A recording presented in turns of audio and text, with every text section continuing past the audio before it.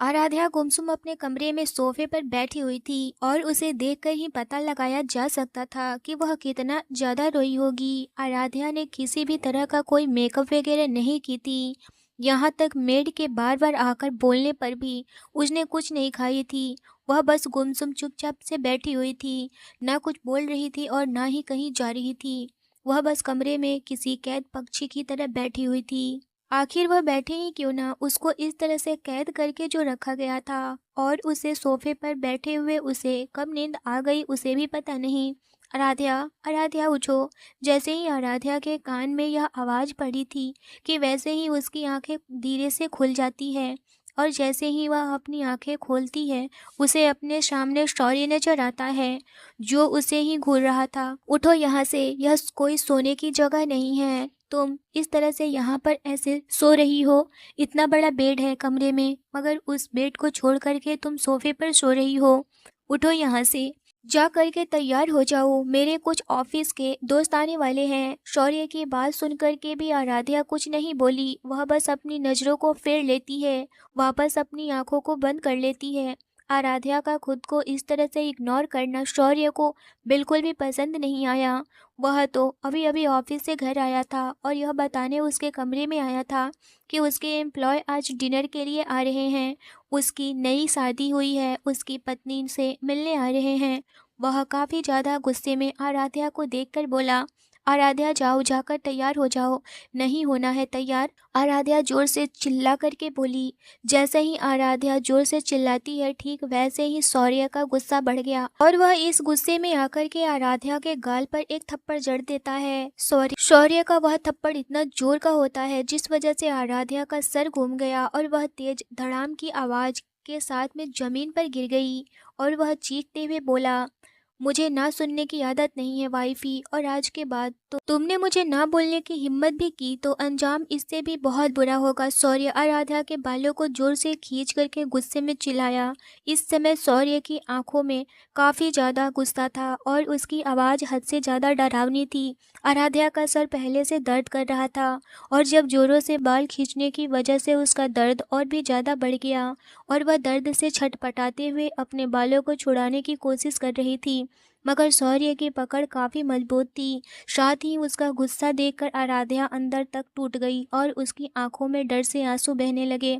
उठ जाओ और जाकर तैयार हो जाओ, और हाँ, कोई भी गलती नहीं होनी चाहिए, और अगर गलती हुई तो अंजाम कितना बुरा होगा यह मैं नहीं जानता।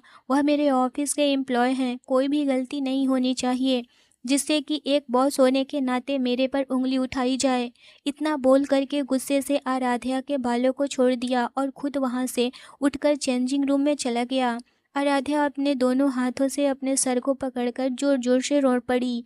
रोते हुए ही सोचने लगी, कितना बेरहम पति मिला है उसे, जिससे उसकी भावनाओं की कोई कदर भी नहीं है, ना ही उसकी कोई परवाह है। वह हर रोज तो उसके साथ अपनी मन मर्जियाँ करता ही था, और तो और उसके मर्जी के बिना उसको रोज नोच डालता था। फिर दरवाजे से लेकर के बेड तक जमीन पर फूल सजे हुए थे। चारों तरफ मन को मोहित कर लेने वाली ऐसी सुगंध फैली हुई थी और हर तरफ बस कैंडल ही जल रही थी। बेड भी काफी खूबसूरती के साथ में सजाया गया था। उस बेड पर एक लड़की दुल्हन बनी बैठी हुई थी जो उस दुल्हन के लिबास में बेहद ही खूबसूरत लग रही थी। उसके रेड और गोल्डन कलर का लहंगा जो काफ़ी ज़्यादा ही हैवी था, जिस पर हीरो से कारीगरी की गई थी। ब्लाउज स्लीवलेस था और सामने का नेक डीप, जिस वजह से उसके उभरे हुए वजूद काफ़ी खूबसूरत नजर आ रहे थे, और हल्के से डीप बैक साइड भी उसके ब्लाउज थी जिस वजह से उसकी गोरी और खूबसूरत कमर साफ झलक रही थी। उसकी रंगत दूधिया रंग की थी, काफ़ी अट्रैक्टिव था। आंखों में काजल, उसके होठों पर रेड लिपस्टिक, काफ़ी ज़्यादा ही खूबसूरत थी वह लड़की। मगर वह लड़की बेड पर बैठी आंसू बहा रही थी और उसका पूरा गाल आंसुओं से भीग चुका था। उतने में कमरे का डोर खुलता है, फिर तुरंत ही बंद भी हो जाता है, जिसकी आवाज़ सुनकर के वह लड़की अपनी आंसुओं से भीगी हुई नज़रों के साथ सामने खड़े शौर्य को देखती है, जो अपनी किलर स्माइल के साथ में उसे ही देखे जा रहा था और उसे देखते हुए ही उसकी तरफ आगे बढ़ा। जिसे ऐसे अपने तरफ आते हुए देख करके उस लड़की की दिलों की धड़कनें तेज हो गई और उसके आंसू भी तेजी से बहने लगे और वह डरते हुए बेड पर पीछे की ओर खिसकते हुए जा रही थी, जिसकी वजह से बेड के कोने से जा टकराई। उसे इस तरह से खुद से डरते हुए पाकर उस लड़के के होठों की मुस्कान बढ़ गई। वह मुस्कान के साथ उस लड़की को देख करके बोला, स्वीट हार्ट, अब तो तुम मेरी पत्नी बन गई हो। अब तो मैं तुम्हें पूरे हक और अधिकार के साथ में छू सकता हूँ और तुम्हें अंदर तक महसूस कर सकता हूँ। अब तो तुम सारे रस्मों से, वादों से, रीति रिवाज से दुनिया की नज़रों में, अपनी खुद की नज़रों में मेरी पत्नी बन चुकी हो और अब से, बल्कि अभी से तुम पर सिर्फ और सिर्फ शौर्य सिंघानिया का अधिकार है। तुम मेरी हो आराध्या, सिर्फ और सिर्फ मेरी पर्सनल प्रॉपर्टी, जिसे वही करना होगा जो मैं तुम्हें करने के लिए बोलूँगा। अब से तुम्हारे दिल पर, दिमाग पर और जुबान पर, हर जगह पर सिर्फ और सिर्फ मेरा नाम होगा। आराध्या उसे इस तरह से हंसते हुए देख करके बहुत ज़्यादा डर गई थी और वह अपने आंखों में डर और आंसू दोनों को लिए हुए शौर्य की तरफ देखे जा रही थी, जिसे वैसे देख करके शौर्य अपने होठों पर शैतानी चमक लिए ही कुछ दूरी पर सोफे की तरफ वहीं जाकर के बैठ गया और वह एक वाइन का बोतल उठाया और उसने दो पैक बनाया और फिर धीरे से एक गोली अपने पॉकेट से निकाल करके एक ग्लास में डाल दिया और उसे अपनी एक उंगली से घुमाने लगा और बेड की तरफ बढ़ गया।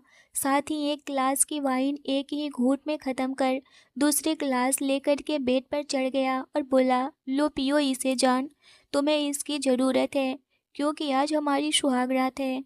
तो तुम्हें नहीं लगता कि तुम्हें थोड़ा रोमांटिक होने के लिए इसकी ज़रूरत पड़ सकती है? चलो आंसू बाद में बहा लेना, पहले इसे पियो, क्योंकि तुम्हें तो अब सारी ज़िंदगी ही इसी तरह से आंसू बहाना है और मेरी गुलाम बनकर के सारी ज़िंदगी रहना है। तो तुम आराम से बैठकर रो सकती हो, आंसू बहा सकती हो, मगर लो इसे पहले पियो। और इतना कहकर आराध्या का जबड़ा पकड़ कर के उसे ज़बरदस्ती सारी वाइन पिला दिया। उसके ऐसा करने से आराध्या आंसू भरी नज़रों के साथ ही शौर्य को देख कर के बोली, हम यह शादी नहीं करना चाहते थे। तभी शौर्य बोला, चुप, एकदम चुप, अब आगे और एक शब्द भी नहीं बोलना, वरना गुस्से में क्या कर जाऊंगा मुझे खुद भी नहीं पता। आराध्या के चंद शब्दों को सुनकर के शौर्य बेहद ही गुस्से में आराध्या को देखकर बोला था। शौर्य की उसे गुस्से से भरी आवाज़ को सुनकर के आराध्या डर गई और बुरी तरह से कांपने लगी। तभी शौर्य आराध्या को उसकी खुली हुई कमर से अपने करीब खींच लेता है, जिस वजह से आराध्या सीधे शौर्य के सीने से जा लगती है, जिसे शौर्य अपनी बाहों की गिरफ्त में कैद करते हुए धीरे से आराध्या के बॉडी पर पड़ा हुआ दुपट्टा हटा देता है, जिसके ऐसा करने पर आराध्या अपनी आंखों को कसकर बंद कर लेती है। शौर्य उसे बिना दुपट्टे के देख करके पागल सा हो जाता है और वह धीरे से उसकी कॉलर बोन पर अपने लिप्स को रख देता है, जिसके ऐसा करने से आराध्या के बॉडी पर करंट सा दौड़ गया और वह अपने दोनों हाथों की मुठ्ठियां कसकर बंद कर लेती है। शौर्य के हाथ आराध्या के बैक में घूम रहे थे और वह अपने एक हाथ को घुमाते हुए उसके साथ जबरदस्ती करने लगा। आराध्या शौर्य को इस तरह से देख कर के काफ़ी ज़्यादा ही शर्म आ रही थी। उसका मन कर रहा था कि वह यहाँ से भाग जाए, मगर वह ऐसा नहीं कर सकती थी। यह सब देख कर के आराध्या की आंखों से बस आंसू आए जा रहे थे। वह नहीं चाहती थी कि यह सब करना, मगर वह चाह कर भी शौर्य को रोक नहीं पा रही थी, क्योंकि शौर्य ने सारे रीति रिवाज के साथ और दुनिया वालों के सामने उसने शादी किया था और उसे अपनी पत्नी बनाकर अपने घर लाया, जिस वजह से आराध्या को यह सब बर्दाश्त करना ही था। इस समय आराध्या को काफ़ी ज़्यादा गंदा लग रहा होता है, मगर वह चाह कर भी शौर्य को खुद से दूर नहीं कर सकती थी। आराध्या पूरी तरह से तड़प उठती है और दर्द की वजह से वह छटपटाने लगती है, क्योंकि आराध्या आज से पहले कभी किसी लड़के के करीब नहीं गई थी, ना ही किसी लड़के ने उसे कभी छुआ था और उसे इस सब के बारे में ज़रा सा भी नॉलेज नहीं था। मगर वही शौर्य, वह तो प्ले बॉय था और उसने अपनी ज़िंदगी में लड़कियों को कपड़े की तरह बदला था, जिस वजह से उसे इन सब की काफ़ी नॉलेज था और उसने कितनी बार लड़कियों के साथ वन नाइट स्टैंड कर चुका था। और उसको रोते हुए देख कर के बोला, तुम इतनी रो क्यों रही हो? यह तो हर पति पत्नी के बीच होता है। यह सुनकर के आराध्या कहने लगी, मुझे प्रॉब्लम हो रही है। शौर्य बोला, इसका मतलब कि मैं तुम्हें पूरी तरह से पा लिया, हमेशा हमेशा के लिए। सो बेबी गर्ल, हमारे इस रिश्ते में तुम हमेशा ऐसे ही वफादार रहना। मुझे वफादार लोग काफ़ी ज़्यादा पसंद हैं और धोखा देने वाले मैं उन्हें जान से मार देता हूँ। और तुम मेरी स्वीट हार्ट हो तो हमेशा मेरी और सिर्फ मेरी बन कर के रहना, हमेशा के लिए। इतना बोल करके वह वहाँ से चला गया और वह कुछ देर में आया तो उसके हाथ में एक पेन किलर थी। वह बोला, ये लो पेन किलर खा लो। यह बोलते हुए वह धीरे से आराध्या के आंखों में आए हुए सारे आंसुओं को साफ कर देता है। आराध्या बोली, हर कोई आपकी तरह नहीं होता है, जो शादी के पहले ही न जाने कितनी जगह लड़कियों के पास जा चुका है। आप मुझे पिछले 4 सालों से जानते आ रहे हो। मेरे लिए मेरी दुनिया बस अपनी पढ़ाई और घर परिवार यही सब है। और आज तक मैं कभी किसी भी लड़के से दोस्ती तक नहीं की, तो कुछ और करना तो बहुत दूर की बात थी। मैं हमेशा से खुद को संभाल कर रखा था, अपने पति के लिए था। जब मेरी शादी हो तो मैं अपना सब कुछ उसे दे सकूं। मेरे सामने भी कुछ सपने थे, मगर आपने मेरे सारे सपनों को कुचल दिया। मेरे 20 साल के होते ही मेरे बर्थ डेट वाले दिन को ही मेरी शादी में बदल दिए। मैं आपको पसंद नहीं करती और ना ही आपको प्यार कर पाऊंगी कभी। आपने भले ही मुझे इस शादी के लिए मजबूर किया हो, आपने भले ही मुझसे शादी करके मेरी वजूद को पा लिया हो, मगर मेरे दिल में आप कभी भी अपनी जगह नहीं बना पाओगे, क्योंकि मैं आपके जैसे कैरेक्टरलेस इंसान को कभी भी प्यार नहीं कर पाऊंगी, जिसने कपड़े की तरह लड़की को बदला है, उसके वजूद को छुआ है। मुझे कभी भी ऐसा पति नहीं चाहिए था, मुझे अपनी तरह एक प्योर पति चाहिए था। इतना बोलकर वह आराध्या जोरों से रोने लगी, तो आराध्या की बात सुनकर के शौर्य का चेहरा लाल पड़ गया था और उसने आराध्या पर काफ़ी गुस्सा भी आ रहा था।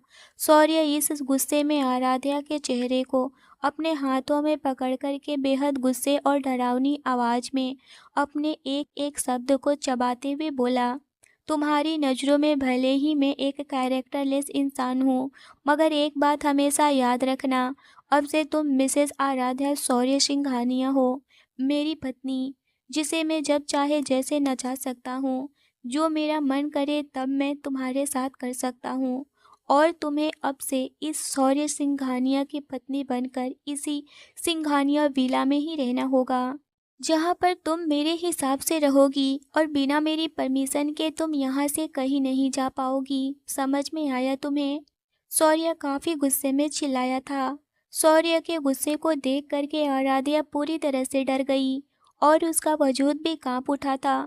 मगर आराध्या काफ़ी हिम्मत करके शौर्य को फिर से बोली, आप जो चाहोगे मेरे साथ कर सकते हैं, मैं नहीं रोक रही हूँ आपको, और चाहूँ भी तो भी आपको नहीं रोक सकती हूँ आपको अपने साथ कुछ भी करने से, क्योंकि मैं अच्छी तरह से जानती हूँ आपको अपने घर में खूबसूरत चीज़ों को सजाने का शौक़ है और आप हर उस खूबसूरत चीज़ों को अपने घर में लाकर सजा देते हैं जो आपको पसंद आता है। मगर मुझे भी पता है कि जब आपका मन भर जाता है तो आप उस चीज़ को घर से निकाल करके बाहर फेंक देते हैं, फिर चाहे वह कितना भी कीमती चीज़ क्यों ना हो। और यह भी पता है कि आप कभी भी किसी एक लड़की के साथ उसके बनकर के नहीं रह सकते हो, और ठीक वैसे ही जब आपका मन मुझसे भर जाएगा तब आप मुझे भी सामान की तरह ही अपने घर और ज़िंदगी से दोनों से निकाल करके फेंक देंगे। इतना बोल करके आराध्या रोने लगी। किसने कहा कि तुम मेरे लिए किसी सामान की तरह हो, और या मैं तुम्हें अपने घर और अपनी ज़िंदगी दोनों से निकाल करके फेंक दूंगा। मेरे लिए तुम मेरी पत्नी हो, मेरा प्यार हो। तुम्हें पाने के लिए मैंने 4 सालों से इंतज़ार किया है, मगर तुम नाबालिग थी, जिस वजह से मैंने खुद को काफ़ी ज़्यादा रोका। मगर जब कोई लड़की खुद ही मेरी ज़िंदगी में आना चाहती थी तो मैं उसे रोक नहीं पाता। मैं भी एक मर्द ही हूँ और मेरी भी कुछ ज़रूरतें थी जिन्हें मुझे पूरा करना था। मगर अब सिर्फ़ और सिर्फ़ तुम मेरी ज़िंदगी में शामिल रहोगी और हमेशा तुम ही मेरी पत्नी बनकर रहोगी, क्योंकि इस सिंघानिया के दिल में सिर्फ़ और सिर्फ़ तुम ही हो और यह शौर्य अब से सिर्फ़ और सिर्फ़ तुम्हारा ही है। तो तुम ज़्यादा सोचना बंद करो और सो जाओ। वैसे भी तुम्हारा फर्स्ट टाइम था, जिस कारण तुम्हें दर्द हो रहा होगा, मगर डोंट वरी, तुम धीरे-धीरे इसकी आदत हो जाएगी और मैं तुम्हें कल रिलैक्स होने का मौका दूँगा ताकि तुम्हारा पेन कुछ कम हो जाए। मगर सिर्फ़ कल का ही बीबी, क्योंकि आज तुम्हें वहीं इतना कह कर के रुक गया। इतना बोलकर आराध्या को अपने बाहों में भर लिया तो आराध्या भी दर्द की वजह से कुछ ही देर में सो गई।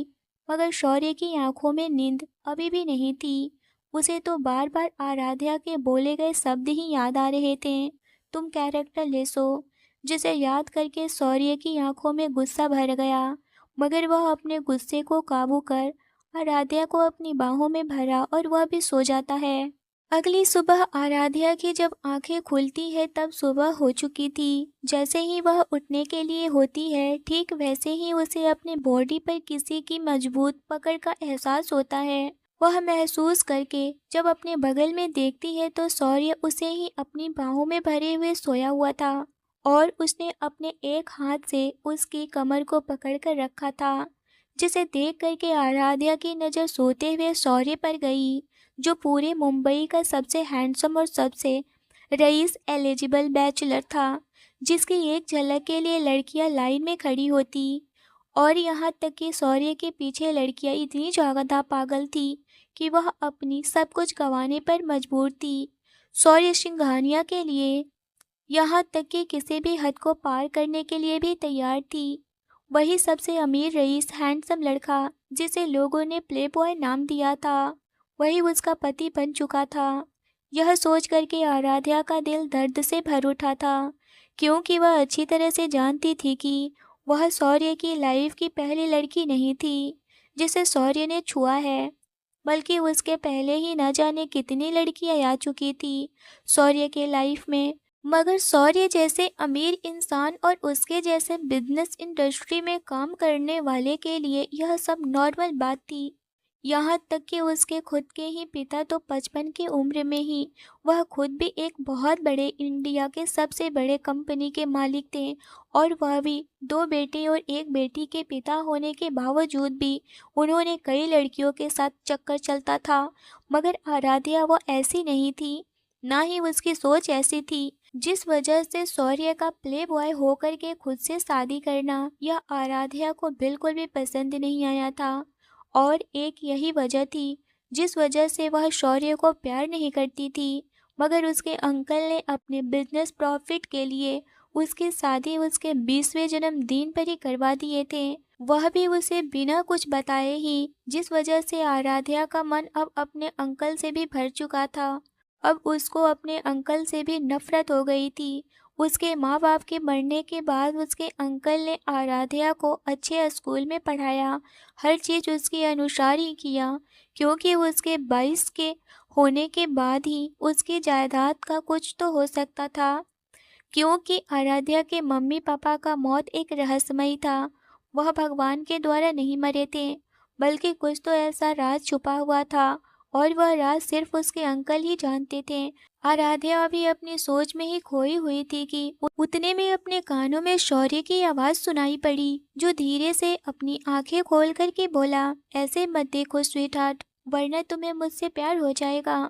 इतना बोल करके वह अपनी आंखों को खोल देता है। शौर्य की ऐसी बातें सुनकर आराध्या झट से उस पर से अपनी नजरें हटा ली और बेड से उठने की कोशिश करने लगी, जिसे ऐसा करते देखकर शौर्य उसे खुद से करीब कर लिया, जिस वजह से आराध्या और शौर्य दोनों की एक दूसरे के एकदम से करीब आ गए थे। इतना देखते ही वह बहुत ज़्यादा डर गई और बोली, हमें वॉशरूम जाना है, प्लीज हमें जाने दीजिए। इतना बोल करके वह अपनी नज़रों को झुका लेती है। शौर्य प्यार भरी नज़रों से आराध्या को देखकर बोला, क्या तुम्हें अभी भी प्रॉब्लम हो रही है? आराध्या शौर्य की बात सुनकर धीरे से अपनी नज़र उठा करके शौर्य की आंखों में देखती है और अपनी आंखों में हल्की सी नमी लिए हुए हाँ में सर हिला देती है और बोली, हमें वॉशरूम जाना है, छोड़िए हमें। इतना बोलकर वह उम्मीद भरी नज़रों से शौर्य को देखने लगती है।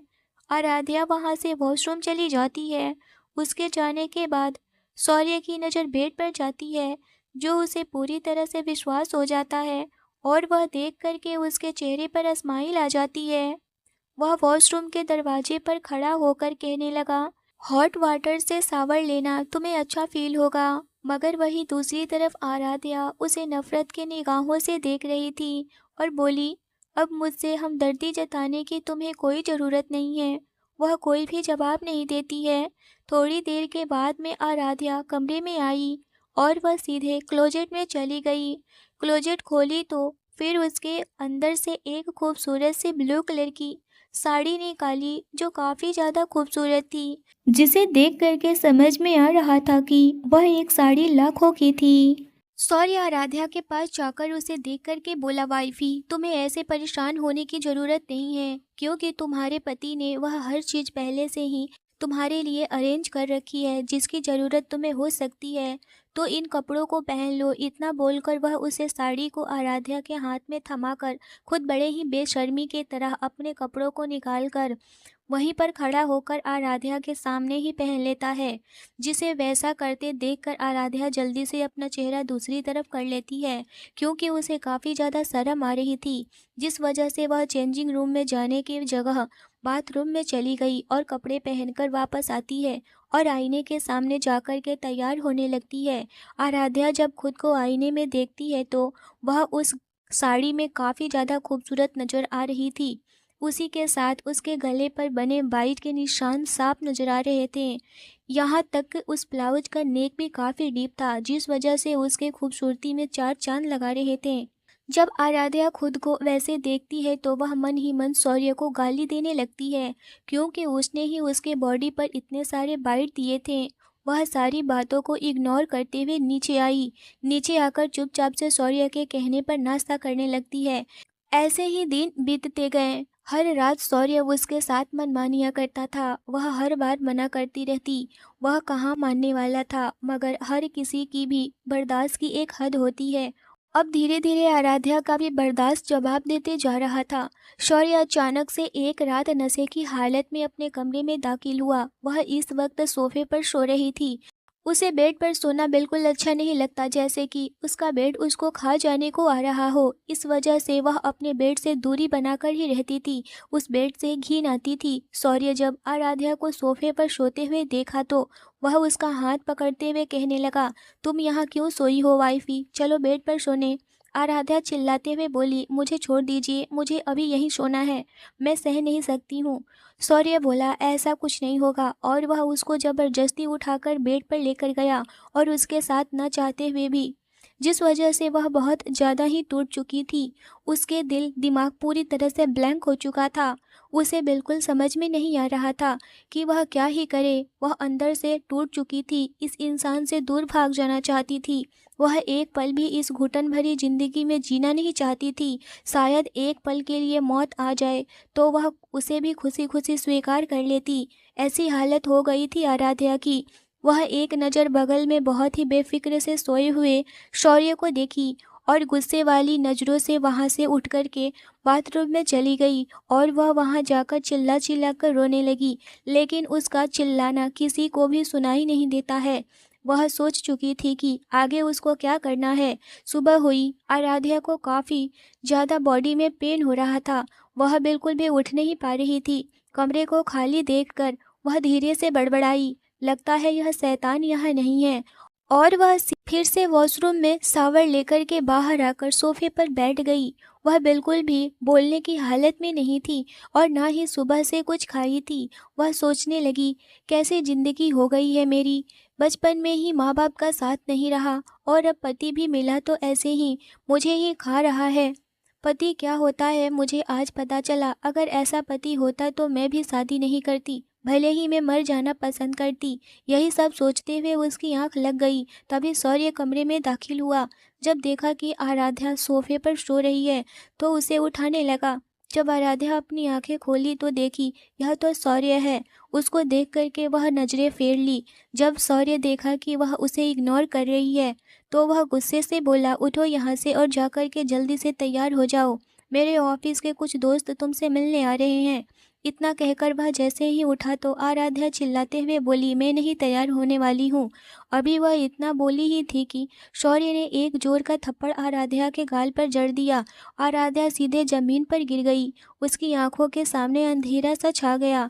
शौर्य गुस्से में बोला, मेरे सामने अगर किसी भी बात का ना कहोगी तो यही अंजाम होगा। ना सुनना मुझे बिल्कुल पसंद नहीं है। इतना कहते हुए वह उसके बालों को कस के पकड़ लिया।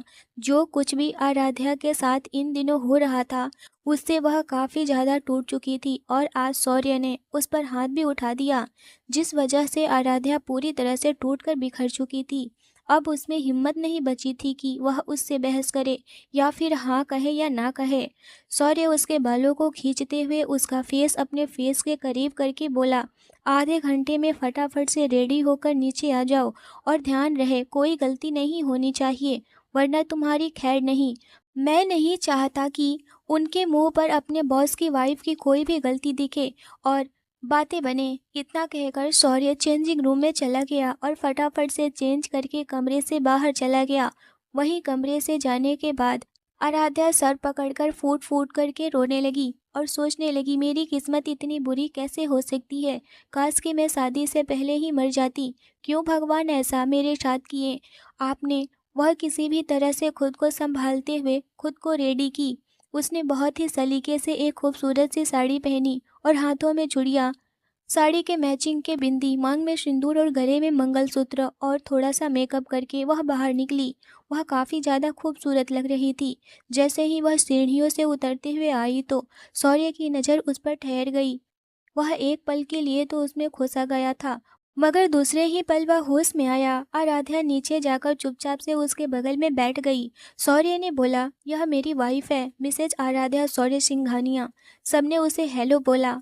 अब यही समय सही था जो अब आराध्या कुछ करने वाली थी। आराध्या ने भी चुपचाप से हेलो बोली और कही, मैं किचन में देखती हूँ डिनर का इंतजाम हुआ या नहीं।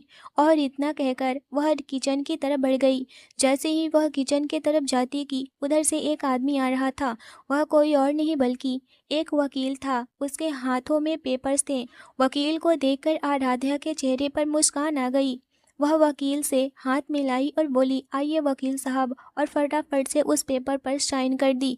और वह पेपर लेकर के सीधे शौर्य के हाथों में दी और बोली, मैं इस पर साइन कर चुकी हूँ, आप भी जितनी जल्दी हो सके साइन कर दीजिए। शौर्य तो हैरान भरी नज़रों से उसको देख रहा था और बोला, यह क्या है। आराध्या बोली, खुद ही देख लीजिए, आप भी पढ़े लिखे हैं। ऊपर बड़े बड़े अक्षरों में लिखा हुआ था डिवोर्स। यह देखकर शौर्य की आंखें फटी की फटी रह गई। वह खड़ा हो गया और बोला, यह क्या है आराध्या, यह क्या बदतमीजी है। आराध्या चीखते हुए बोली, बदतमीजी नहीं है मिस्टर सिंघानिया, यही आपकी सच्चाई है। मुझे आपके साथ नहीं रहना है। सुना आपने, मुझे आपके साथ नहीं रहना है। आप एक शैतान है, शैतान, और मुझे एक शैतान के साथ बिल्कुल नहीं रहना है। मुझे आज़ादी चाहिए आपसे। मैं एक पल भी आपके कैद में नहीं रहना चाहती। मुझे माफ़ करिए लेकिन मुझे अब आज़ादी चाहिए। और आप भी जल्दी से इस पेपर पर साइन कर दीजिए और मुझे इस रिश्ते से आज़ाद कर दीजिए। मुझे कोई भी रिश्ता नहीं चाहिए। यह सुनकर शौर्य तो पूरी तरह से फटी हुई निगाहों से उसे देख रहा था, जैसे उसके पैरों तले से ज़मीन निकल गई हो। 4 साल से वह उस लड़की का इंतज़ार किया था और आज कितने मुश्किलों के बाद उससे शादी हो पाई। और यह लड़की मुझसे दूर जाने की सोच रही है। यह तो आराध्या से बहुत ही मोहब्बत करता हूँ, मगर आराध्या कभी प्यार मुझे की ही नहीं। भले ही वह मुझे प्यार ना करे, लेकिन मैं तो इससे प्यार करता हूँ ना। मैं इसे दूर नहीं जा सकता और ना ही मैं इसे दूर होना चाहता हूँ। यह सोचते हुए वह चीखते हुए बोला, तुम्हारी हिम्मत कैसे हुई मुझसे दूर जाने की। तुम ऐसे सोच भी कैसे सकती हो वाइफी की कि मैं तुम्हें यह डिवोर्स दे दूंगा। लोग क्या आए, तुम्हारे औकात ज़्यादा बढ़ गई है तो यह सुन लो कान खोल करके।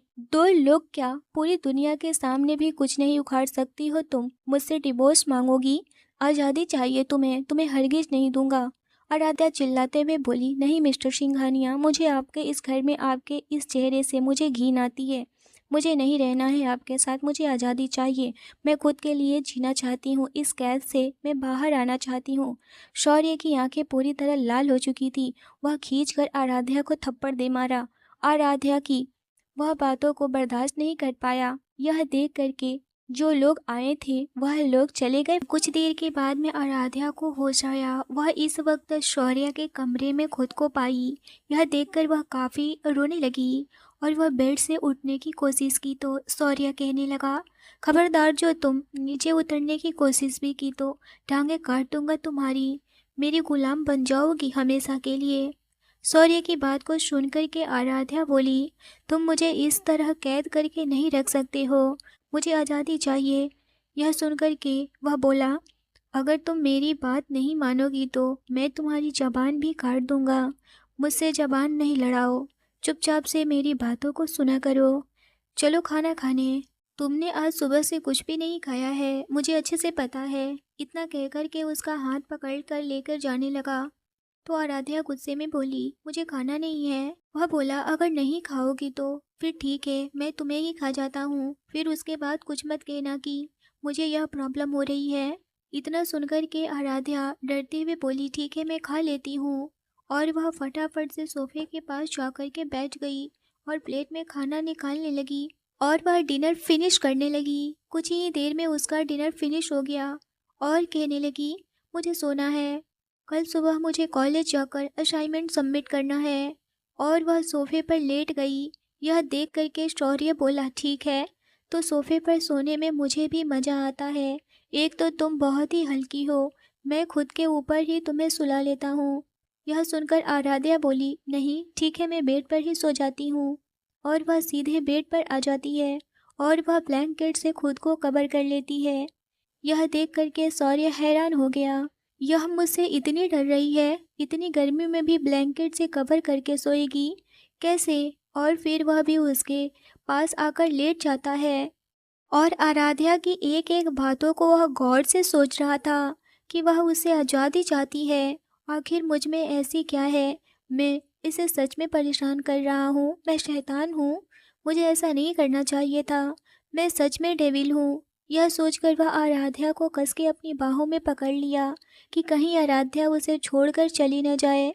अगली सुबह वह चुपचाप से उसे कॉलेज के लिए लेकर के निकल पड़ा। आराध्या कॉलेज चली जाती है और वह ऑफिस ऑफिस में जब शौर्य की असिस्टेंट उसके पास कैबिन में आती है तो सीधे उसके गोद में आकर बैठ गई। यह देख करके शौर्य गुस्सा हो गया और बोला, खबरदार, जो आज के बाद मुझसे ऐसी हरकत की तो। और वह उसकी बाहों को पकड़ के खुद से दूर झटक दिया। उसकी असिस्टेंट कुछ दूर जाकर के गिर गई और बोली, मिस्टर शौर्य, आज से पहले आपने तो ऐसा कभी नहीं किया, लेकिन आप आज ऐसे क्यों कर रहे हैं? शौर्य अपनी कुर्सी से खड़ा हुआ और आंखें लाल किए हुए बोला, मैं अपनी पत्नी के लिए लॉयल होना चाहता हूँ, प्लीज़ तुम लोग मुझसे दूर रहो। वहीं वह यह भी जान चुका था कि आराध्या के अंकल ही जबरदस्ती उसे शेयर्स के चक्कर में ही आराध्या को न चाहते हुए भी शादी करवाए हैं, मगर यह शादी आराध्या को मजबूर करके कराया गया था। भले ही शौर्य उसे चाहता था, वह खुद उससे बातें करके उसकी मर्जी जानकर उससे शादी करता, मगर उसे नहीं पता था कि उसके अंकल ने उसके बहुत बड़े दुश्मन हैं। यह जानने के बाद में शौर्य ने आराध्या के अंकल को पूरी तरह से बर्बाद कर चुका था और वह सारे शेयर्स आराध्या के नाम ट्रांसफ़र कर चुका था। आराध्या सारी बातों से अनजान थी और यह भी पता लगा चुका था कि आराध्या के मॉम डैड की मौत भी उसके अंकल ने ही करवाया था और वह खुद में ही बहुत ज़्यादा रिग्रेट भी करने लगा कि मैं सच में आराध्या के साथ बहुत बुरा किया, एक अच्छा पति नहीं हूँ, अच्छा इंसान नहीं हूँ, आराध्या जैसी लड़की बिल्कुल भी मैं डिजर्व नहीं करता। वह घर गया और आराध्या इस वक्त अपने कमरे में थी। वह उसके पास जाकर उसके पैरों में बैठ गया और बोला, आराध्या, मुझे माफ़ कर दो, मैं सच में तुम्हारे लायक नहीं हूँ, मैं तुम्हारा पति कहलाने के लायक भी नहीं हूँ। मुझे अपनी गलती का एहसास हो गया है, तुम जो भी सज़ा मुझे दोगी वह मुझे मंजूर होगा। कुछ दिन से आराध्या देख रही थी कि वह ज़बरदस्ती नहीं कर रहा था उससे और उसके साथ प्यार से पेश आ रहा था। आराध्या कुछ भी नहीं बोली तो शौर्य भी कुछ नहीं कहता है और चुपचाप से सोने चला जाता है। अगले दिन आराध्या को अपने साथ ऑफिस लेकर गया और वह सबसे बोला, ये मेरी वाइफ है। वह लोग भी उसे खुशी खुशी मिलते हैं। आराध्या को ऑफिस में कोई काम नहीं था। वह सिर्फ उसके कैबिन में बैठे हुए शौर्य को काम करते हुए बड़े ध्यान से देख रही थी। वह उसके लुक को देख रही थी। वह काफ़ी खूबसूरत था और सोचने लगी, क्या ये हैंडसम इंसान मेरा पति है। वही शौर्य खुद पर नज़र महसूस कर वह आराध्या को घूर कर देखने लगा और बोला, चलो मैं तुम्हें आज पूरे शहर को घुमाता हूँ। और वह वहाँ उसके साथ एक अच्छे से रेस्टोरेंट लेकर गया, उसके मनपसंद की लंच करवाया और उसे उसकी पसंद का आइसक्रीम दिलवाया। आराध्या भी आज बहुत खुश थी क्योंकि शौर्य आज बहुत अच्छे से पेश आया था और केयर भी किया था। शौर्य घर जाकर आराध्या के बगल में बैठकर बोला, आराध्या प्लीज़ मुझे माफ़ कर दो। आराध्या उसकी तरफ देखने लगी और बोली, क्या आप मेरे लिए जैसे आज केयर किया है, अच्छे से बात किया है, हर चीज़ मेरे पसंद का किए, मुझे आज़ादी देंगे, मुझे अपने मन का हर चीज़ करने देंगे, तो मैं आपके साथ पूरी ज़िंदगी रहूँगी, वरना मैं अपनी जान दे दूँगी और आप मरने से मुझे नहीं रोक सकते। यह सुनकर शौर्य की आंखों से आंसू आ गए और उसके हाथों को अपने हाथों में लेकर हाथ जोड़ते हुए बोला, मुझे माफ़ कर दो वाइफ़ी, मुझसे बहुत बड़ी गलती हो गई। मुझे नहीं पता था कि लड़कियों को कैसे ट्रीट करना है, बल्कि मैं तो तुमसे बहुत प्यार करता था। लेकिन तुम अब से जैसे बोलोगी मैं वैसा ही करूँगा। बोलोगी जाने के लिए तो मैं तुम्हें वहाँ लेकर जाऊँगा। मैं तुम्हारे हर चीज़ का ख्याल रखूँगा, कभी भी हर्ट नहीं करूँगा। मैं एक अच्छा पति, अच्छा इंसान बनकर दिखाऊँगा। यह कहकर आराध्या को अपने गले से लगा लिया, अपने सीने में ऐसी जगह रखा जैसे कि आराध्या उससे दूर भाग जाएगी। आराध्या भी धीरे धीरे उसके बदलाव को देख करके करीब होने लगी और एक दिन ऐसा आया कि शौर्य सच में आराध्या के लिए पूरी तरह से बदल चुका था। वह पहले वाला शौर्य था ही नहीं। अब आराध्या जो कहती वही शौर्य करता। जो एक पति पत्नी में सच्चाई, विश्वास, भरोसा होना चाहिए, वो उन दोनों के बीच कूट कूट कर भर चुका था और दोनों खुश रहने लगे। आराध्या अब बहुत ज़्यादा खुश रहने लगी थी। स्टोरी कैसी लगी मुझे ज़रूर बताइए। यहाँ तक आ ही गए हैं तो चैनल को ज़रूर सब्सक्राइब करिए। स्टोरी अच्छी लगी हो तो लाइक करिए। धन्यवाद।